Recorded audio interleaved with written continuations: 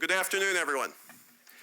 My name is Eric Farnsworth, and on behalf of the Americas Society and Council of the Americas, I want to say how pleased we are to have the opportunity to co-host this very important meeting today with the American Enterprise Institute, whose wonderful facilities we are all enjoying and taking advantage of right now. For many years, both we and AEI have been at the forefront of the complex and difficult policy issues surrounding Venezuela. And I believe that our efforts have made a real difference, helping to understand Venezuela's challenges and bringing to light the true nature of the governing regime. Ambassador Roger Noriega, who will conduct our conversation this afternoon after our speaker gives his remarks, has been instrumental in this regard, both in government and now outside of government. And Roger, it's a real pleasure to be with you and your excellent team today.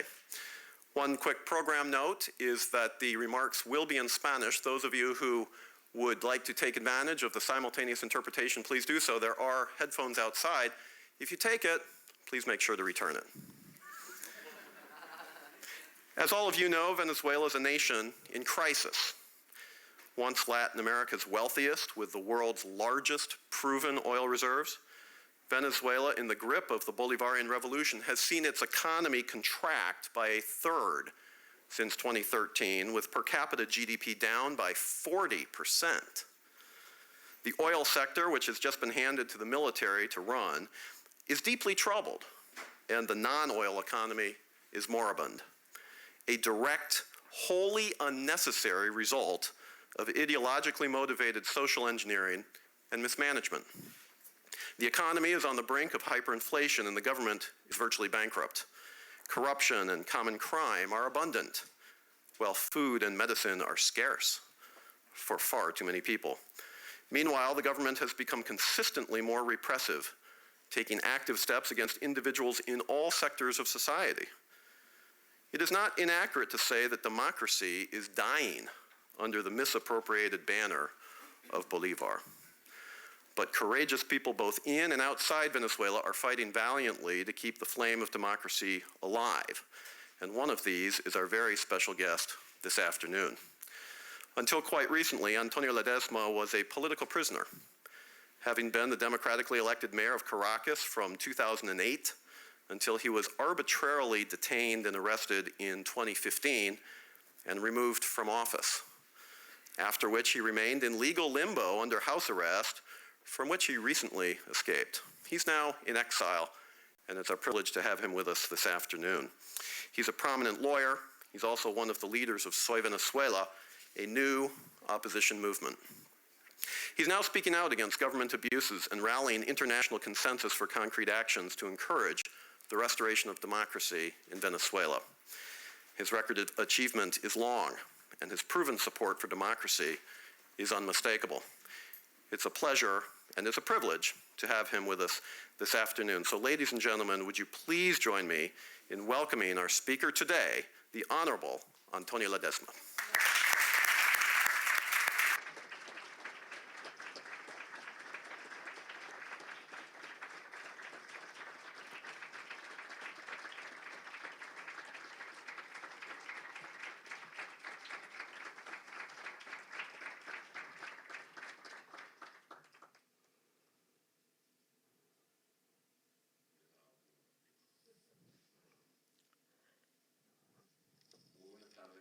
Good afternoon. Thank you very much for coming to this event about Venezuela. This is not an arrogant gesture of someone who believes to have representation of Venezuela, but simply as the poet Cadenas from Venezuela said, Venezuela is everywhere. The poet was once asked, where is Venezuela? He said, Venezuela is in Washington, D.C., in Albania. Venezuela is in Germany, Qatar, Mexico, Colombia, is in China, is in Poland, is everywhere in the world. And here we are a small portion of Venezuela. I had to liberate myself from prison. Venezuela is out there, but I'd like to tell you that I am very under great emotion from the exile. I'll give you an idea of what Venezuela is going through. There's a humanitarian crisis. Right now, while I'm speaking on the podium, people are dying, children are dying from malnutrition, Venezuelan citizens that have no way to buy the necessary medicine for their diseases. Hyperinflation, as Eric mentioned, has placed us in a horrible economic recession. Yesterday, we sat together with analysts and experts that have worked in other countries that underwent imbalances of different kinds, as have been quoted in the introduction. And they said that the economic recession that Eric alluded to, according to our analysis yesterday, is more serious than the US economic recession after the Great Depression, and even deeper than the Spain recession after the Spanish Civil War during the Franco regime. And that economic recession has to do with the populism, with the willingness to apply foreign policies that don't fit into our realities. The so-called 21st century socialism that promised social justice, and right now Venezuela's population has been cornered into poverty. More than 85% of Venezuelan families are in poverty, and half of that are in conditions of extreme poverty. The salary of a worker of a typical worker has collapsed into poverty. A wage earner earns the equivalent of no more than $4 a month. This doesn't happen in any other country in the world. This $1 bill yesterday was the equivalent of 80,000 bolivars. Today, it is worth actually 106,000 bolivars, so the devaluation is crushing the purchasing power of a wage earner.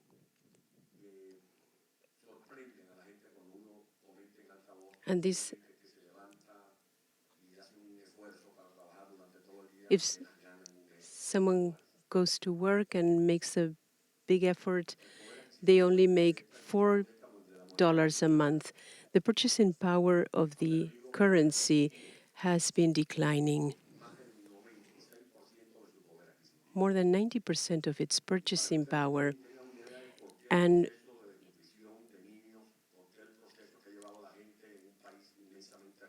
child malnutrition is evident in a country that was so rich, and now children are digging for food in the trash.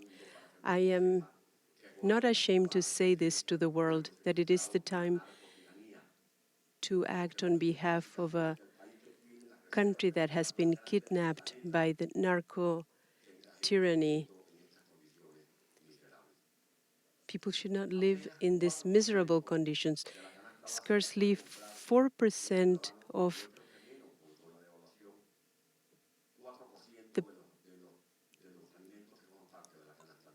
of the foods that are part of the minimum needs for a family are purchased by the average citizen. The devaluation has turned the national bank into a political instrument by the government that has been turned into a printing press where thousands of bills are printed without any meaning whatsoever fiscally. And the President of the Republic proudly announces by radio and TV that Venezuela has paid $72 billion of its foreign debt. And yesterday we saw in our analysis that we don't have a way to exactly quantify the amount of the foreign debt because it is hidden.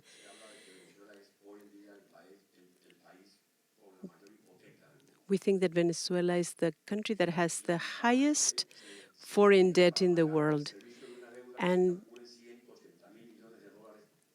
the service to the debt is $180 billion, and $72 billion was spent on the last 4 years, and there's no money to buy food. And this regime, supported by Cuba, destroyed the industries of Venezuela. The price of oil was high.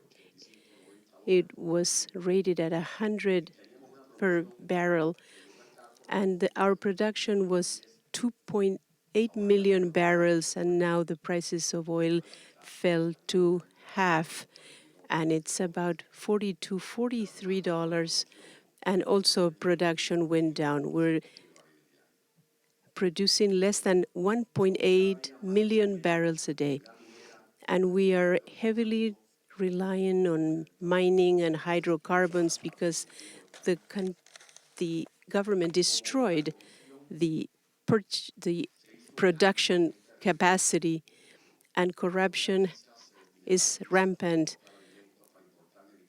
The currency that was allotted to import drugs and food, and they never came, and the scanners never came, the inputs never came to equip the health centers, and that was a scandal in the world.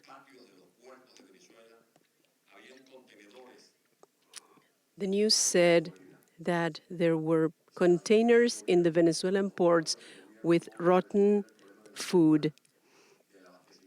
They were not resolving famine, lack of supplies, but they were making money with the currencies. And up until 4 years ago, imports were about $60 billion.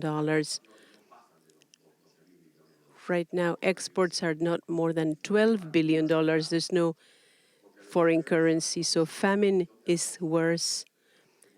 Venezuela was growing corn, white and yellow sorghum, legumes, and we had cattle that was acceptable to export with dual purpose, both milk and meat, and all that was destroyed because in the name of the revolution, they were expropriated. And side by side with these injustices that crushed the rule of law, there is no rule of law in Venezuela, no respect for private ownership or freedom of expression, and draconian principles are being applied, such as price control or foreign currency control, and you have seen the results that we have commented. Currency control with alarming devaluation and price control that doesn't control anything because we have the highest inflation in the world. We are famous for the levels of insecurity that place Venezuela as one of the most insecure, unsafe countries in the world. And in the last years, we were first in corruption, millions of dollars that were deposited elsewhere, resources that were allotted for food and medicine. We ran a debt with China to build a railroad from Puerto Calencia and Caracas, and that was never concluded. Metro rails between Guarenas and Caracas, railroads and bridges that were paid for were never built. That is what we have. And side by side, there is corruption, a government with an elite that is in cahoots with drug trafficking. We have read the Vienna report that monitors drug trafficking in Europe that point to our shame that 60% of cocaine that reaches Europe goes through Venezuela. Besides linkages to drug trafficking, there are linkages to terrorism. Recently, there was an act celebrating in Venezuela the foundation of FARC's party. This happens in a country where the landscape looks dark, but when we are asked, is there a future? We think that there is a future while a country is fighting to defend its future. Our hope will remain alive and our faith will be alive. But together with that, we need the determination of Venezuelan citizens that have resisted the tyranny and suffered it for 60 years, our Cuban brothers. To conclude, we are here to request your support. We are not here to ask for clemency, but to request timely solidarity before democracy in Venezuela dies. We trust that all the shows of solidarity that we have seen in the world continue so that we will be celebrating not for my liberation, but for the liberation of the Venezuelan people. May God bless the United States, Venezuela, and all of you. Thank you.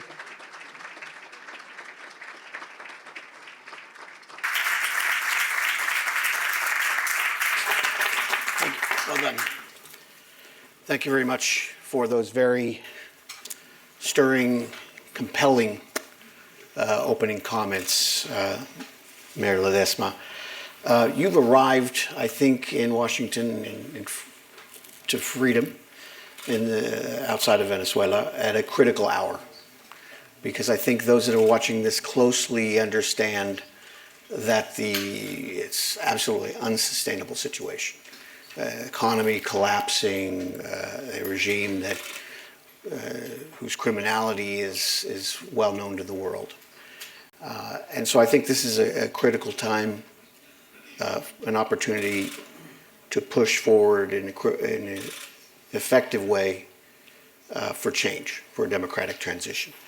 It's also a time when I think Venezuelans are looking for more coherent, decisive leadership on the opposition side of things.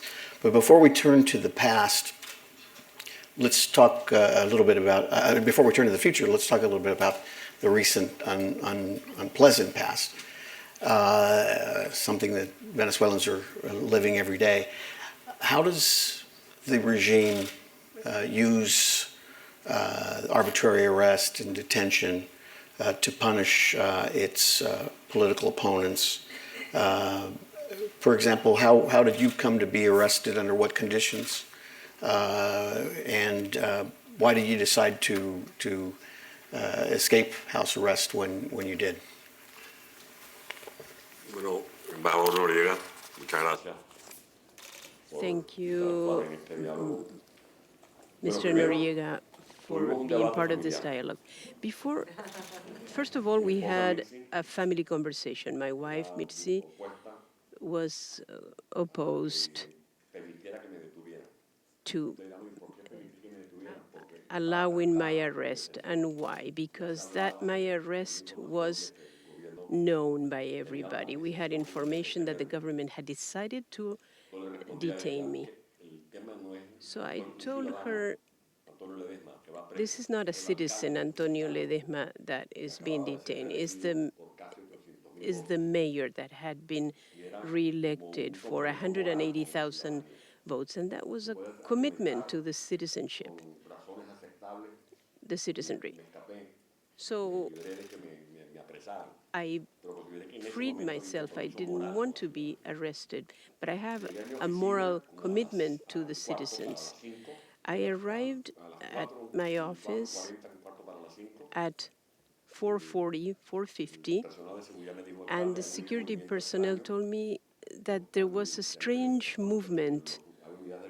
There are government units that are following you. If you want, we can take you out of the office. I said, no, let them come. And so a platoon came to the 6th floor where my office is, more than 25 men.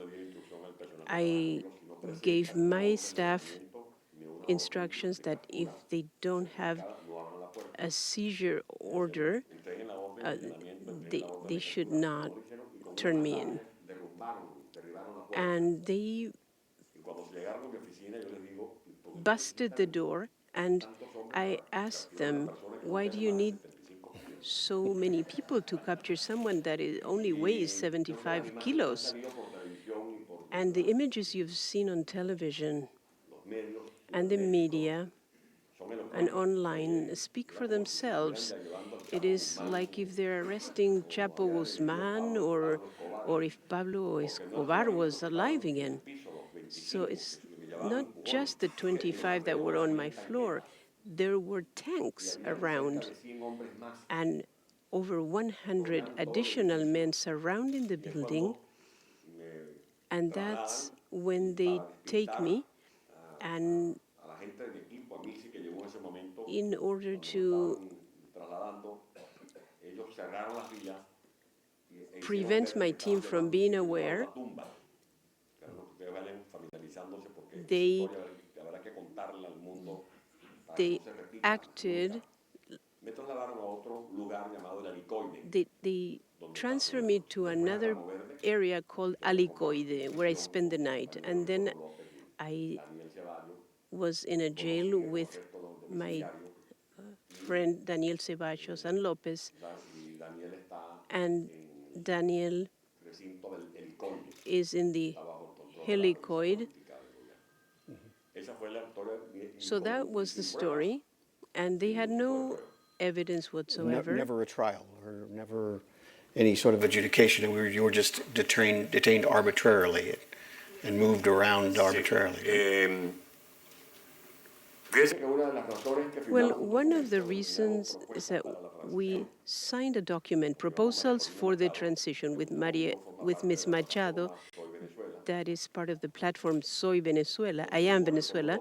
Leopoldo Lopez signed it, and it was a document that we are not clairvoyants, but we were warning about what is happening right now, unfortunately. And that in a transitional government within the framework of the Constitution, in order to stop this march to the precipice, Venezuela is already in an abyss. Yesterday, I left the Washington Post and I met a Venezuelan citizen. And I just read a book by Claudia Palacios, a journalist, that says, "To Forgive the Unforgivable" is the title. And she narrates the victims of the Colombian paramilitary. And I met an official that was tortured in La Tumba, and the torture was so bad that he was forced to sign a document that is called previous statement, and he signed that he had heard when Deputy Julio Borges proposed me to kill Leopoldo Lopez.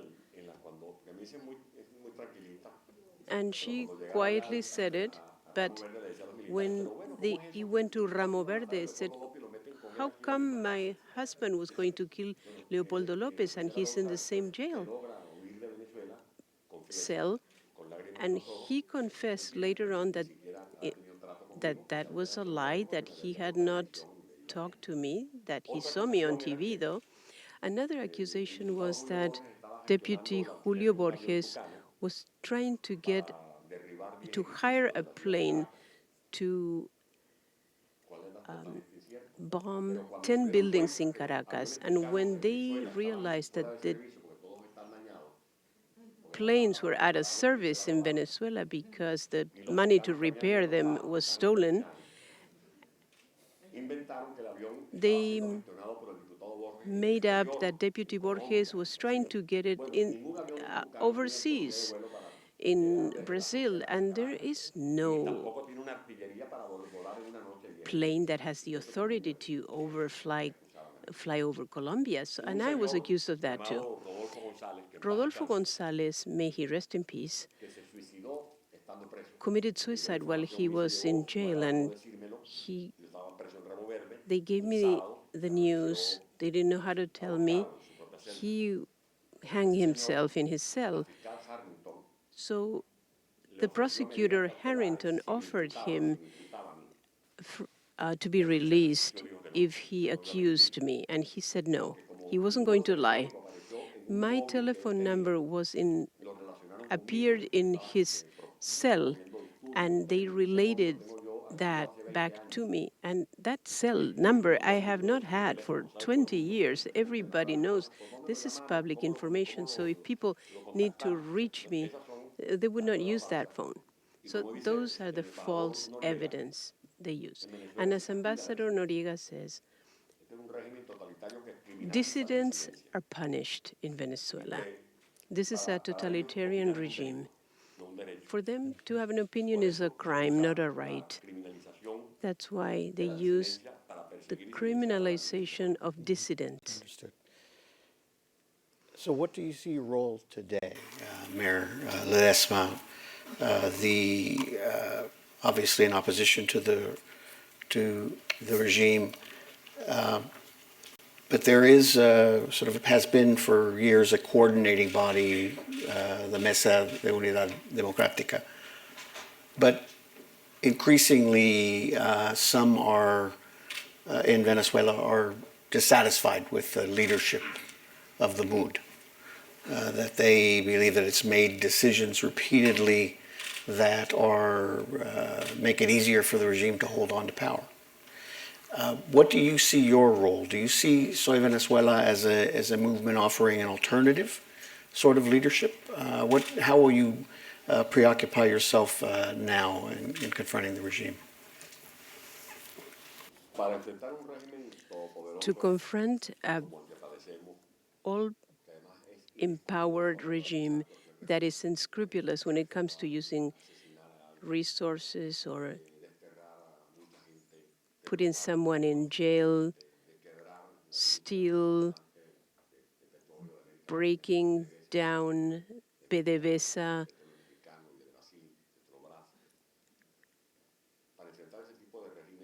The oil company, to confront them, you have to be united. Being united is a need.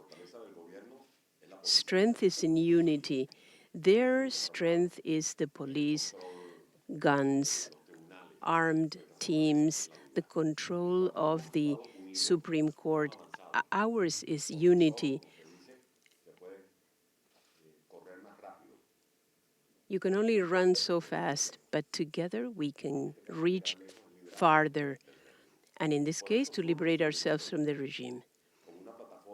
That's why we have a wide encompassing platform, pluralistic, not non-discriminating, and it's inviting and all sectors to join us so that we can put together a strategy. Because unity without a strategy doesn't reach anywhere. We can get together and fight on the streets, but if we don't have a strategy,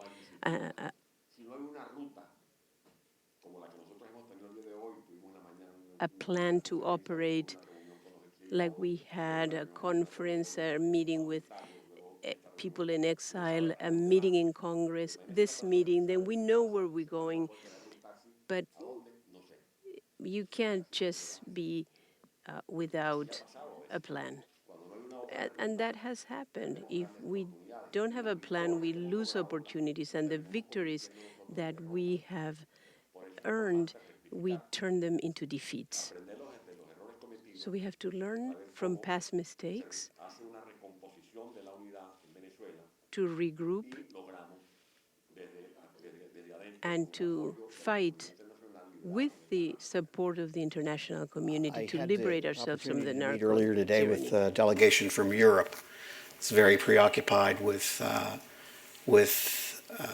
Venezuela and concerned that the opposition hasn't articulated that kind of strong message because it's easier for the international community to support it if we feel that there is a coherent message pushing for a specific objective in Venezuela. Do you think the United States could do a more effective job in promoting that sort of unity among the opposition? Because there's some frustration that, in point of fact, our policy has been ambiguous and has encouraged some groups to partake in a dialogue, other groups to participate on other occasions in elections, rather than have a unified, strong position. Can the U.S. diplomacy be more effective in that regard?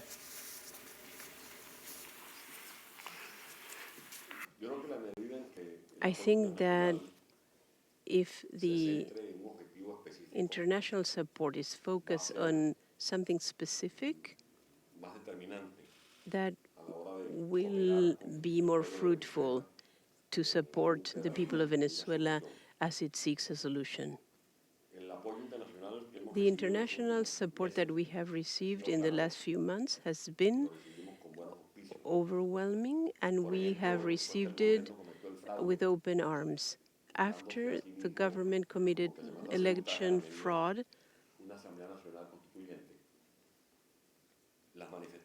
the demonstrations in the world were as a rejection to the General Assembly. And the U.S. sanctions and the European sanctions have been perceived as positive, and we don't believe what the government says, that these sanctions are against the government, the people, and that hurt them, but this is against drug traffickers, corrupt officials, and that are committing crimes against human rights. And that is positive, we feel. And those types of sanctions have to continue.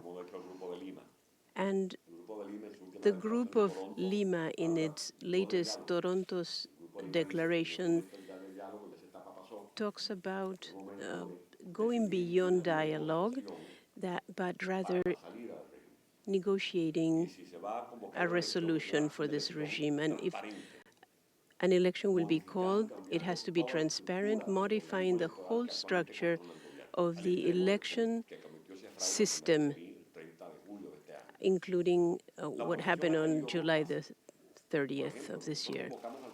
We have convened the population to the plebiscite of July 16th. That was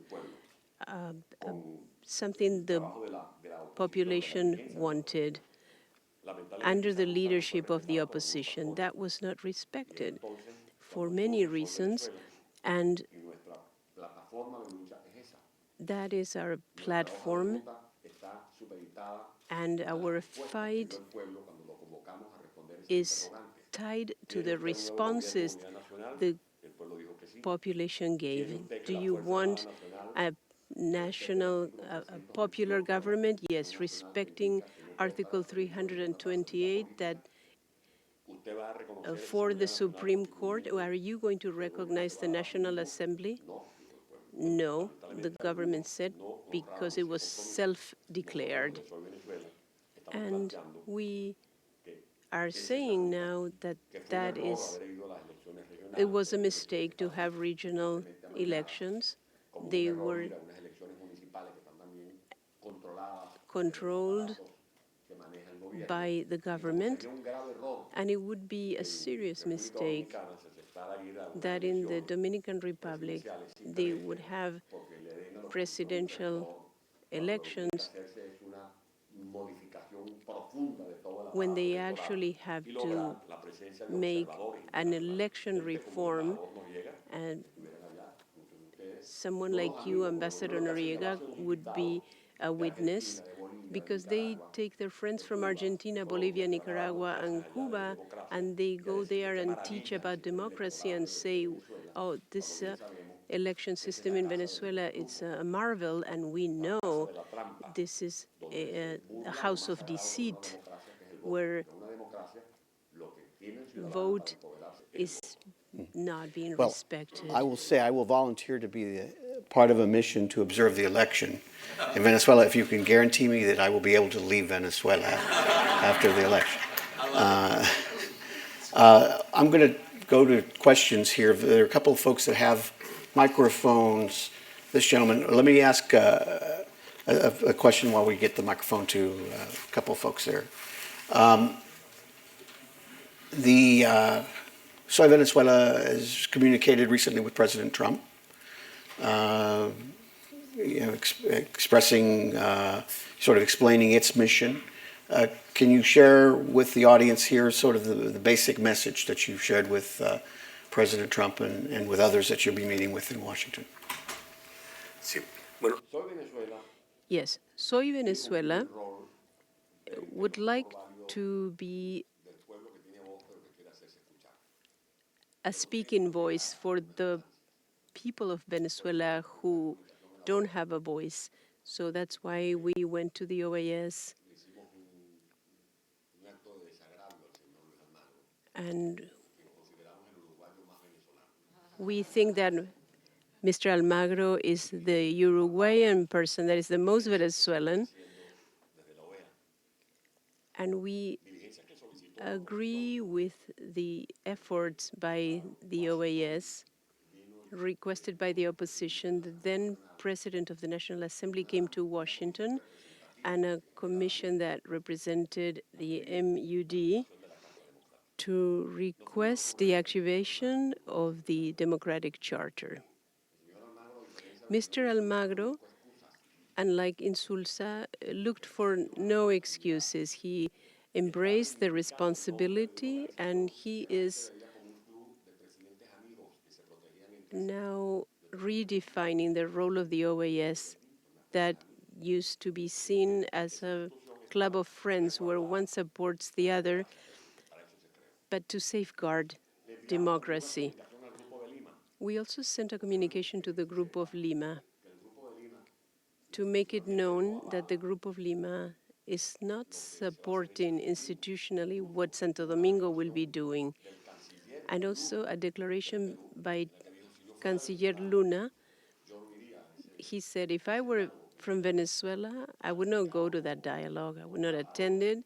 That is a parody of a dialogue. We sent today a statement to President Trump recognizing the efforts by his government and requesting that sanctions should be forthcoming. Colonel, you know what PDVSA was. PDVSA is now destroyed. PDVSA, with pain in my heart, I say it, was our pride. If someone said, I'm the manager of PDVSA, that was a status, respect. It wasn't the salary. I am PDVSA. So that generation of the people that were skilled, these people are dispersed in the world, and PDVSA is bankrupt. The distilleries are broken down, they're ruined, and we have a large debt to China and Russia for public works that were contracted and never built, and with China because we give them more oil in exchange of televisions, etc. That's unheard of. So we want those sanctions to increase. Gustavo was mentioning a military member of the armed forces as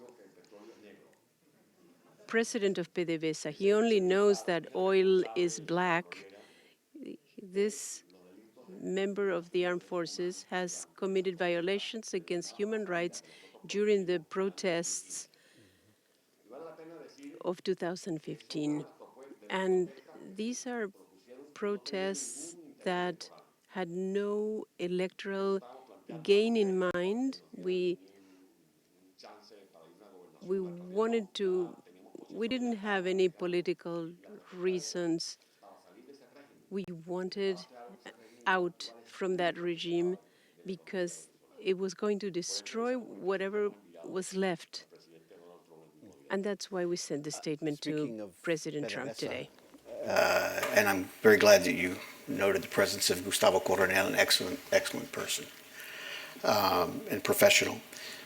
The current, well, recently current Venezuelan ambassador to the United Nations was the president of PDVSA.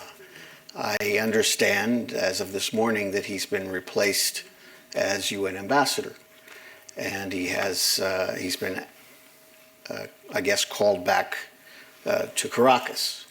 I would bet about $1 trillion bolivares, which I might have on me, by the way, that he will not return to Caracas. That the man is probably, on a conservative estimate, responsible for stealing $5 billion from the Venezuelan people. And it seems to me that there are some district attorneys here in the United States who have a lot of information, and they probably very much like to talk to the former ambassador of Venezuela to the United Nations to talk about where some of this money went, or how he managed to make so much money on a government salary. So let's take a question over here. Please, your name, association, and brief question. Alcalde, soy Mario Cosío. I am Mario Cosío, governor of the Department of Tarija. I close my eyes and your story seems like it could be from Bolivia as well. I was deposed just like you after winning for the second time more than 70% of the votes. I've been in exile for 7 years in Paraguay. There are more than thousands of Bolivians in exile and others in jail in Bolivia. Two things. The first one, yesterday, as part of the final plan, the Bolivian Constitutional Tribunal has uplifted the constitutional term limits for the president and asking to suspend the term limits. The tribunal has authorized this request and to authorize indefinite re-election. What is your opinion? And how will this affect democracy? Well, democracy is no longer in Bolivia. And secondly, the fight that you have on, is it against the tyranny in Venezuela, but also in the continent, and also supported from beyond the continent? The individual forces and the struggle against one of the tyrannies seems to be a hard road to victory. Do you believe that we should be building balanced forces amongst tyrannies? But this should go beyond loose efforts, but also that should be concerted effort that translates in a better structure with intelligence, resources, and they want to stay in government forever.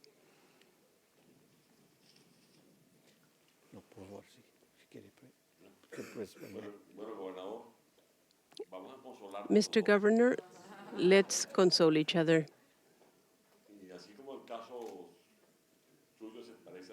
Your case is similar to mine and vice versa. Evo Morales' case is like Venezuela's, is what we call the volatility of the Constitution. When the constitutions are like a rag or a tie that you use a new tie every day to match it. That's what happened in Venezuela and in Bolivia. The same when the population spoke and decided and they did not respect it. I agree with your proposal. We have to get organized in exile. That there is enough space for us to fight, to get organized against the tyrannies that make our people hostage. They are screaming because they have been kidnapped by the tyranny. And that requires the support of the international community.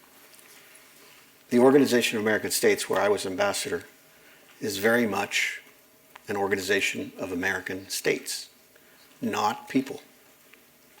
And it represents, therefore, regimes, some good, some not so good. There was a time when I wasn't crazy about the idea of, civil society being incorporated in a permanent way into that dialogue, but I think it's overdue. We need to be able to hear the voices of Bolivians, Hondurans, certainly Venezuelans, Cubans, about what's happening in their country, so we can face in a frontal way the reality and that the organization lives out its creed in defending democracy, democratic values. Sir.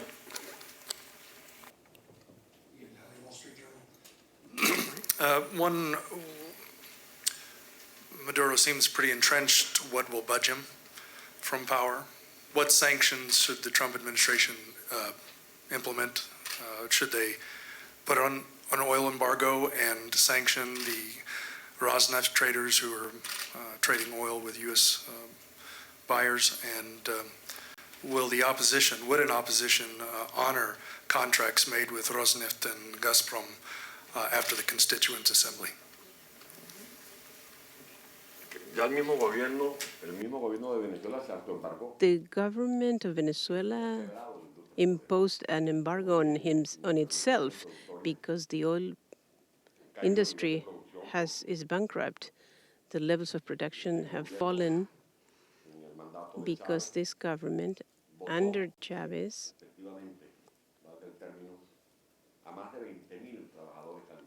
fired more than 20,000 skilled workers,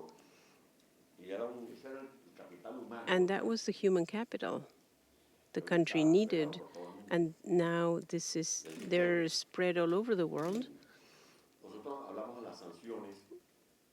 We talk about sanctions to people, as Noriega said, have stolen ruthlessly. And I gave you figures before in my introduction. Yesterday we analyzed with international experts that this is the most scandalous corruption scheme in the world. It's out of proportion. And that's why we speak of sanctions for officials that are linked to drug trafficking, that are responsible for violating human rights, that authorized firing on the demonstrators and stealing money for food and medicine. That means they're responsible. And Chavez and Maduro know that. Rafael Ramirez knows this so well. I hope he could sing like Pavarotti and tell the whole story, because he's the one that handled the call PDVSA Roja Rojitas and he handled the operations of PDVSA with Russia, China, Iran, and that's like the black box of the country, of the government. What stories must Mr. Ramirez have? And this is an opportunity for him to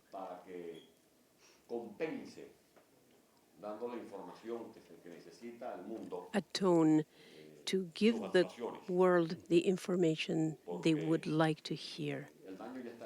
Because the damage is already done. Now we have to look at how to repair, reinvent ourselves, the present and the future. I would have to say you'd have to be a certain brand of crook to have the opportunity to steal hundreds of billions of dollars in oil money, and you also decide to go into the cocaine business. So, Ambassador. Señor Alcalde, bienvenido. Mr. Mayor, welcome to Washington. I am Timothy, former U.S. diplomat. My question is, when you say support, what kind of support do you mean? A few months ago, in the White House, this gentleman with exotic hair spoke about the U.S. military intervention in Venezuela, attempting to resolve the problem with the bus driver. What is your opinion about his words? We have a long history of the U.S. involvement in sovereign countries. Is this positive or counterproductive? Well, I have already stated my opinion about that chapter regarding the sanctions and how these are manipulated as tactical communication by Maduro, that anything that happens from the U.S. or Europe is an intervention. We say that sanctions against a government are different from sanctions against an individual. This is not only limited to purchases that are fictitious or contracting, buying turbines that never reached, or electric power plants that were useless before they reached. And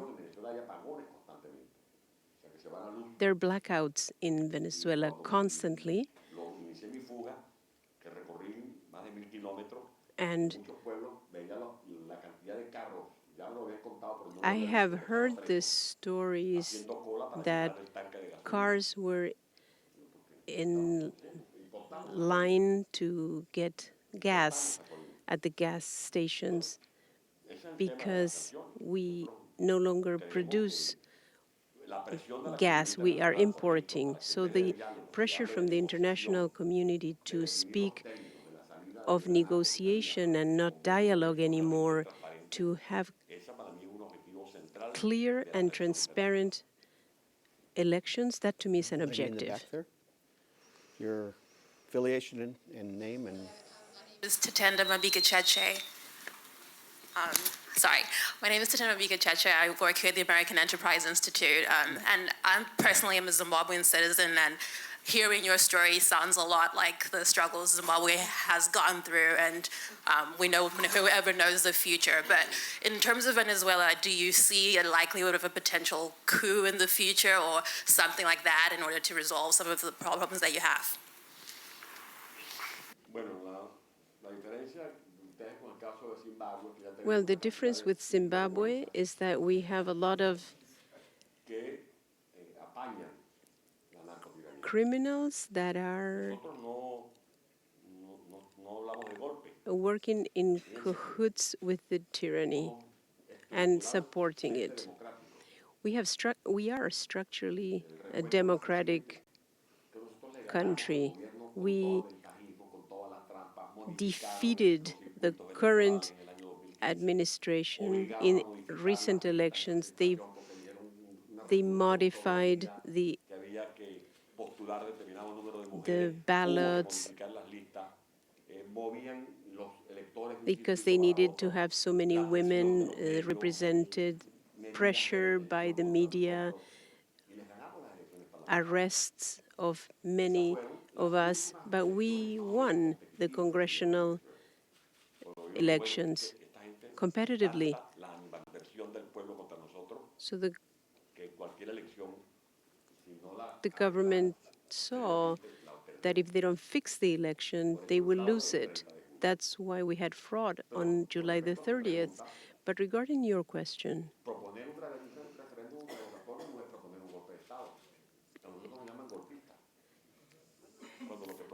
trying to call for a recall is not a coup d'etat. They say we are for a coup, but that was taken away from us. We collected signatures, and when we had the Vatican represented at the table, the President of Spain, Mr. Zapatero, and other representatives such as Mr. Samper, the President of Colombia, they allowed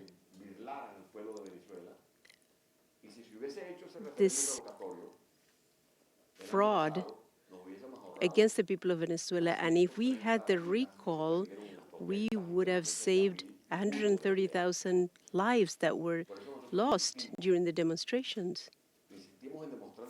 So we want to tell the world that we want to have civic solutions, but the government truncates them. And if the international community should put more pressure if we are trying to get rescued. Institutions for doing this. Alcalde Ledezma, mi nombre es Rubén Barrera. I am a correspondent for Notimex in Mexico, Mr. Barreras. Going back to the sanctions, you said that you sent a statement to President Trump so that he can apply sanctions against Venezuela. These sanctions have not so far played any significant role because they were pointed to people, individuals. You know very well what happened at the OAS, where there's divisiveness around what should the OAS do for Venezuela. The question I have for you is about sanctions. What will be the effective sanctions that will bring about negotiation for a transition, given that the government, with or without sanctions, doesn't seem to be reacting? I should say that these are not sanctions against Venezuela.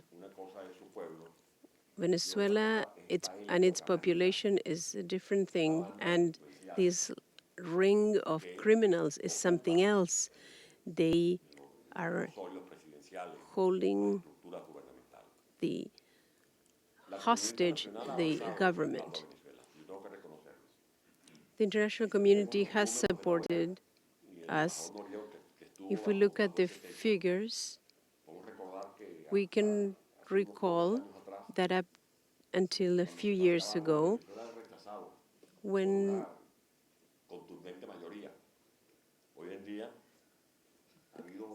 claims were voted for, the results were that most results were for democracy, but now Argentina, Brazil, Chile, and Paraguay made statements questioning the political system in Venezuela. That was unimaginable. It wasn't happening a few years ago, but right now, President Macri of Argentina is also thinking of applying sanctions because they are stealing money and go around the world as if nothing. And those that talk about the Yankee imperials but are living here, and where are they going to enjoy this money? In Cuba? That's fastidious. In Syria? In North Korea? So that's why sanctions to individuals is important. When you say embargo, what can you put an embargo on? Only a few ships are coming to Venezuela. They don't have any currency to buy. Everything was taken away. The gold that we had, we lost it.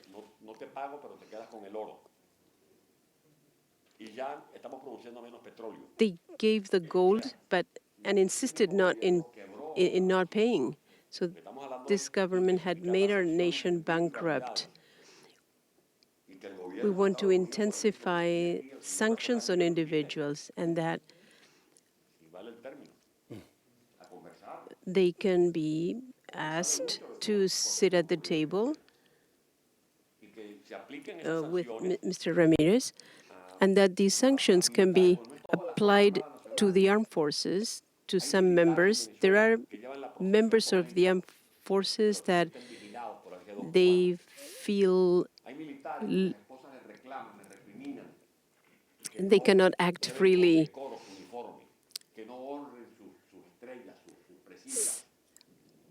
Some are being asked not to honor their uniform and not to give support to this narco tyranny, but they feel cornered.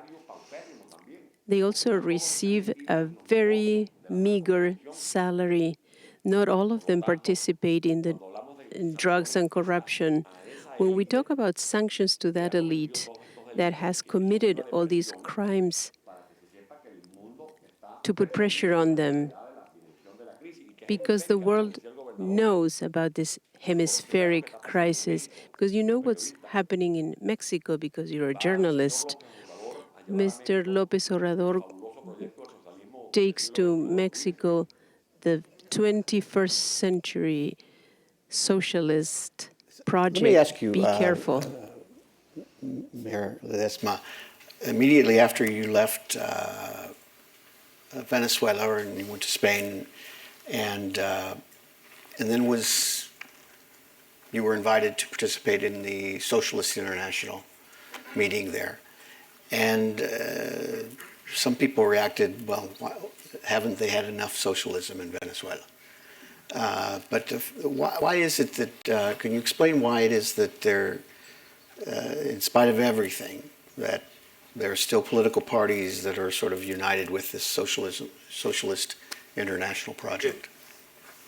Cuando uno tiene la misión de llevar la voz de When Venezuela, one has the mission of taking the voice of Venezuela around the world, one has to knock at all the doors. In the case of Spain, if I speak with Rajoy, it's because I'm a Franco supporter. If I speak with Deputy Rivera, I'm from the Falangista party. If I speak with Sanchez, I'm a socialist. porque la gente Because habla del people socialismo, speak about socialism concepto venezolano que es un desprestigio para lo internacional. like it is not prestigious. Líderes de más de 170 países del mundo. There were leaders from 170 countries. Why would I not go to this meeting? Que dicen que no hubo fraude, con otras que dicen And it's a different type of voice. Others say there's no dialogue. ese socialismo de And this Venezuela, socialism from Venezuela is not a socialist Chávez era más cuando country or anything. It's nothing. When Chavez met with y si se tropezaba con alguien the leaders from China that were from Mao Zedong's party, or Trotsky, or an admirer of Lenin, he was a Leninist or a Fidel supporter. That's just like a whole stew mix-up. This is a team of people that use socialism as their banner. o que te den un tiro en la cabeza, que te atracan para quitarte el celular, o la oportunidad de irte de Venezuela, de emigrar. If we have the opportunity to migrate because you have no more opportunities at home, they're stealing the youth from their Well, let me future. just That's how conclude by they saying that think of Since you're the guest of socialism. the Council of the Americas and the American Enterprise Institute today, we have to confirm that you're a capitalist. And we'll conclude on that note. I want to thank you, Mr. Mayor. Yo soy un socialdemócrata liberal. I am liberal Porque creo en social una economía democrat. solidaria de I mercado, believe in a porque creo en la market libertad de expresión, porque economy, creo en la libertad de freedom of pensamiento, expression, porque freedom of creo thought. en la propiedad I privada, en el believe in respeto a la propiedad private privada, property. I porque respect creo en private la property. formación de I emprendedores, believe in porque creo que la the educación, training of educación, businessmen. I believe es that la gran salida para un education pueblo como Venezuela. is the way out for the people of Venezuela. And I see some fellows, Se está haciendo un plan and de I recuperación americano know de recursos that autofinanciados, there's a pagados por los propios self-finance venezolanos. program Y esos venezolanos financed que by hoy están Venezuela aprendiendo al mismo tiempo and del that exilio, are son learning los que in vamos a exile, regresar a and those Venezuela are the a ones that contribuir will go back con to la reconstrucción de Venezuela nuestro país. to build the God bless. country back. Muy bien hecho.